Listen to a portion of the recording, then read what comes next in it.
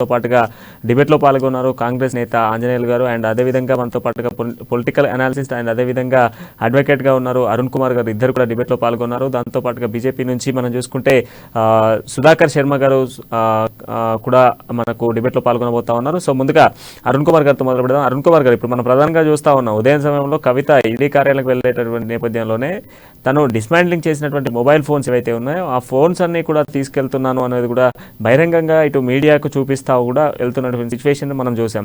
So దీన్ని ఏ విధంగా చూడొచ్చు? నమస్కారం అండి. ప్యానెల్లో పాల్గొన్న మిత్రులందరూ కూడా ముందుగా నమస్కారాలు. అమ్మ న్యూస్ వారికి కూడా గుడ్ ఈవినింగ్ సార్. ప్రధానంగా ఆమెను కవిత గారిని విచారించడం అనేది ఒక ఫస్ట్ విట్నెస్ గా ఉన్నారు అని చెప్పి తర్వాత అనుమానితురాలుగా అని చెప్పి వచ్చింది. అంటే ఎందుకు ఈ ఫోన్లలో ఏదో మాయ ఉంది ఇదంతా ఏవో ఉన్నాయి అవన్నీ వెనకటి నుండి అంటే చాలా రోజులు సంది 10 ఫోన్లు డిస్ట్రాయ్ చేసిండ్రు. ఆ 10 ఫోన్లలోనే అసలు మొత్తం సమాచారం ఉంది. ఆ సమాచారం మొత్తం తెలిసిపోతుంది అనుకున్నప్పుడు ఆ 10 ఫోన్లు తీసుకెళ్ళిన తర్వాత అందులో ఏముంది ఏం సంగతి క్లియర్ గా బయటకు వస్తుంది. అంటే ఆ ఉద్దేశం ఏంటంటే అక్కడ చూపించినటువంటి ఉద్దేశం ఆమె నిర్దోషిత్వాన్ని నిరూపించుకుంటేందుకు ఆమె చేస్తున్నటువంటి ఒక ప్రయత్నంలో భాగం. ఎవరైనా కానీ విచారణకు గౌరవించి పోవాల్సిందే. పోయినప్పుడు వాళ్ళ ఎవరు ఎగ్జామిన్ చేసినా కానీ నిర్దోషిత్వాన్ని నిరూపించే ప్రయత్నం చేస్తారు. అందుకని అనేక రకాలుగా క్వశ్చన్ చేస్తా ఉన్నట్టుగా మనకు ఇంకా అందులోనే ఉన్నది. అందులో ఈడీ ఆఫీస్నే ఉన్నది. ఈ రోజు ఇప్పటి వరకు కూడా ఇంకా బయటికి రాలేదు. అందరూ ఉత్కంఠ కూడా ఎదురు చూస్తున్నటువంటి పరిస్థితి. అందులో ఏం దొరుకుతాయి ఏముంటది అంతా టెక్నాలజీ ఉన్నది కాబట్టి ఆ టెక్నాలజీ ప్రకారంగా మొత్తం బ్యాక్ చేస్తే ఎవరెవరితో మాట్లాడారు, ఏమేం జరిగింది అన్ని విషయాలు కూడా బయటకు వస్తాయి. కాబట్టి ఆమె అంత ధైర్యంగా పోయిందంటే అందులో ఏం లేవన్నట్టుగానే మనం ఆలోచించాల్సినటువంటి అవసరం ఉంటది. మరి అవే ఫోన్ నెంబర్లు ఫోన్ కాల్ లిస్ట్ మొత్తం కూడా వస్తుంది. టెక్నాలజీ ఈ రోజు పెరిగిపోయింది కాబట్టి. అంటే ఇప్పుడు ఒకరొకరికి వాళ్ళకి అనుమానం వచ్చింది కాబట్టి ఎగ్జామిన్ చేస్తారు. ఎగ్జామిన్ కు మేడం గారు వెళ్తున్నారు. మనందరం కూడా అబ్జర్వ్ చేస్తున్నాం. కానీ ఇన్ని గంటలు చేస్తున్నారు. మరి అందులో ఏముంది ఏం సంగతి? ఈ ఈడీ ఎన్ఫోర్స్మెంట్ డిపార్ట్మెంట్ ఏంటంటే ఎట్లా ఎలిసిట్ చేయాలి, వీళ్ళది ఉందా లేదా, నోటీస్ ఇచ్చారు, ఏ నోటీస్ కింద. ఇప్పుడు ఒకవేళ ఆమె లేకపోతే విట్నెస్ గా తీసుకుంటారు. ఒకవేళ విట్నెస్ గా తీసుకునే అవకాశం ఉందా అనేది మనం వేచి చూడాల్సినటువంటి అవసరం ఉంది. ఇది స్కామ్ అనేది ఇది ఇప్పుడు పెద్ద ఎత్తున ఇప్పుడు దేశవ్యాప్తంగా చర్చనీయాంశంగా వస్తుంది. అందులో దక్షిణ భారత నుండి కూడా కొంతమంది ఉన్నట్టు, ఇప్పటికే కొంతమంది అరెస్ట్ అయినట్టు కూడా మనకు ఆల్రెడీ మీడియాలో వస్తున్నాయి. ఇవన్నీ కూడా చూస్తున్నాం. అందు గురించి ప్రధాన భూమికి ఇక్కడ పోషించినటువంటి ఏంటంటే 10 ఫోన్లు తగలబెట్టారు, 10 ఫోన్లు డిస్ట్రాక్ట్ చేశారు.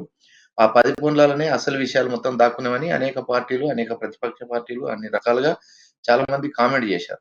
అందు గురించని ఆ ఫోన్లు మొత్తం కూడా తీసుకెళ్ళింది. అంటే ఆ ఫోన్లల్లో ఒకవేళ అందరు కామెంట్ చేసినట్టుగా అందులో ఏమన్నా ఉంటే ఏమన్నా డిలీట్ ఇప్పుడు ఎందరు చేస్తాను కూడా. ఎందుకంటే హైలీ టెక్నాలజీ మొత్తం కూడా సమస్య మొత్తం కూడా ఈడీ దగ్గర ఉంటది, సిబిఐ దగ్గర ఉంటది. ఎట్లా రిమూవ్ అయ్యే ప్రసక్తే ఉండదు. ఎందుకోసం అంటే ఆ ఫోన్లు తీసుకెళ్తారు. ఆ ఫోన్లో ఇమిడితమైనటువంటివి, నిక్షిప్తమైనటువంటి మొత్తం కూడా బయటకు వచ్చేస్తాయి. వాళ్ళ దగ్గర టెక్నాలజీ ఉంది కాబట్టి ఈ రోజు అలాంటి టెక్నాలజీ ఉంది కాబట్టి తీసే అవకాశాలు ఉన్నాయి. కాబట్టి అందు గురించి నేను తీసుకుపోతున్నా చూడండి అని చెప్పి చూపించింది. అందులో మనం ఏమి ఆక్షేపించాల్సిన అవసరం లేదు. ఎందుకోసం అంటే ఏదున్నా నేను నిక్కచ్చిగా ఉన్నా అనేది ఒకటి చెప్పుకుంటాను. ఇప్పుడు ఆ ఫోన్లు తీసుకెళ్తున్నప్పుడు మొత్తం అందరి అనుమానం ఏముందంటే ఫోన్ల మీదనే ఉంది కదా. ఇవి ఆన్ రికార్డు అంటే రికార్డెడ్ ఎవిడెన్స్ కిందకి వస్తాయి కదా. రికార్డ్ ఎవిడెన్స్ కాబట్టి అన్ని మనం క్వశ్చన్ చేసింది ఆ ఎవిడెన్స్ లో వేరుంటది. ఇది రికార్డ్ ఎవిడెన్స్. ఏది ఫోన్ అనేది రికార్డ్ ఎవిడెన్స్. ఆ రికార్డ్ ఎవిడెన్స్ ప్రకారం ఏంటంటే ఖచ్చితంగా అందులో ఏమైనా దొరికితే మాత్రం అవకాశాలు ఉంటాయి. కాబట్టి అంత సీరియస్ గా తీసుకెళ్ళింది, అంత బహిరంగ చూయించుకుంటూ తీసుకెళ్ళింది కాబట్టి ఆమె ధైర్యంగా ఉంది కాబట్టి అందులో ఏం లేవనేది ఒక రకంగా చెప్పినట్టుగా మనం గుర్తించాల్సినటువంటి అవసరం మన కళ్ళ ముందర కనిపిస్తుంది. అయినప్పటికీ కూడా ఇప్పుడు ఇంకా 10 గంటల వరకు విచారిస్తున్నారు. అది ఏ పద్ధతిలో విచారిస్తున్నారు, ఎట్లా విచారిస్తున్నారు, ఎందుకోసం అంటే ఎవరిని కూడా అనుమతించలేదు అందులోకు. అడ్వకేట్ సమక్షంలోనే ఆ పిటిషన్ వేసిరు. ఆ పిటిషన్ ఇప్పటికీ పెండింగ్ లో ఉన్నది. ఏమున్నట్టుంది బహుశా అది. ఆ పిటిషన్ రాలేదు అప్పటి వరకే. ఎందుకంటే నిన్న ఇద్దరు సమక్షంలో ఇప్పుడు సపరేట్ గా విచారిస్తుంది. ఇవన్నీ ఉన్నాయి. అందుకోసమని వాటిని మనము ఆ ఫోన్లలో కూడా ఆ టెక్నాలజీ కూడా బయటికి తీస్తారు కదా. తీసుకొచ్చి అన్ని రికార్డ్ ఏమేమి ఉంది, ఎవరితో ఎంతసేపు మాట్లాడినాం, ఏ విషయాలు మాట్లాడారు, ఇప్పుడు విషయాలు మొత్తం కూడా బయటకు వస్తుంది. అది రికార్డ్ దాన్ని ఎవరు కూడా డిస్టార్ట్ చేసినా వస్తే ఇప్పుడు నెంబర్ ఉంటాయి కాబట్టి డిస్టార్ట్ చేసినా వచ్చేస్తాయి. అందులో ఆ నెంబర్ ఆ ఫోన్‌లే వెళ్ళింది కాబట్టి ఇప్పుడు ఆ ఫోన్‌లు కొంతమంది ఆ ఫోన్‌లు కరెక్టా? కాదా? మీరు అవి అట్లా ఉండదు. ఆ కొన్నప్పుడు ఆ రికార్డ్ మొత్తం ఉంటది. అందుకోసమని దాన్ని బట్టి మనం మేడం గారు బయటకొచ్చిన తర్వాత ఏం సంగతి? అక్కడ ఏం జరిగినది ఇలా ఫైనల్ అయ్యే అవకాశం ఉంది. ఇలా అయితదా? మళ్ళీ ఇంకోసారి వాళ్ళకేమైనా అనుమానాలుంటే ఎందుకోసం అనేక కోణాల్లో విచారించాలని చెప్పి ఇది ఇగ ఒక రకంగా పొలిటికల్‌గా మాట్లాడుతూ ఇంకో రకంగా మాట్లాడుతున్నారు.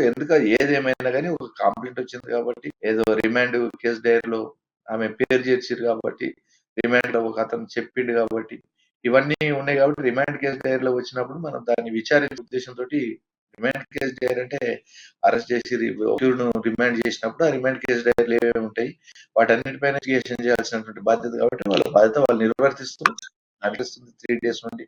అది మనం వేచి చూడాల్సినటువంటి అవసరం ఉంది. ఇప్పుడు బయటకొస్తే గాని ఏంటి అనేది ఇప్పటివరకు ప్రెస్ మీట్‌లో గూడా ఏమి ఎక్కడ ఏం చర్చలు లేవు. ఏం జరిగింది? ఏం సంగతి? అందులో లోపట ఏ విధంగా ఉంది? కాకపోతే ఫస్ట్ టైమ్ మేడం గారు ఒక మాట చెప్పారు కవిత ఏమన్నారు? ఈ థ్రెట్ అని అది